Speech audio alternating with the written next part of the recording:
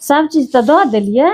आ कनि खीर लए चाउर दऽ दै छी, तुलसी फूल छियै ने, बड़ सुन्दर एकर खीर होइ छै। भोरेके टिकट छै कनियाँके, की करबै, चलि जेतै। आब गेलाके बाद हमरा माइल फुटतै, जे हेतै से तऽ हेबे करतै। अपने बुझबै जे चूल्हा जे छुटि गेल छै। लेकिन अपना सुख लए हम कतेक दिन रखबै, किया रखबै। हम बड़कियोके सएह केलियै, बच्चाके मूड़न भेलै हम विदा कऽ देलियै, अपने कहलियै। बच्चासभ खुशी तऽ हम खुशी, पुतहु खुशी तऽ हम खुशी।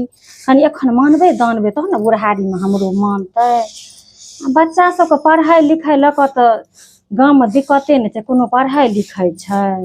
ताहि दुआरे हम अपने दुनूके एक रङ्ग, बड़कियोके ओहिना जहिना विदा केलियै तहिना सबचीज कनि कनि दऽ देलियै यऽ।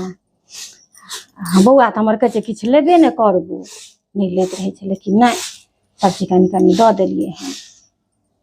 भगवान अपन नीक करथुन, कतहु बाल बच्चा आनन्द रहै। हमरा तऽ अबूह बड्ड लगतै, आब केना कऽ हम 2टा रोटी बेलबै आ खेबै। लेकिन भगवान ओसभ खुशी रहतै तऽ हमहूँ खुशी रहबै।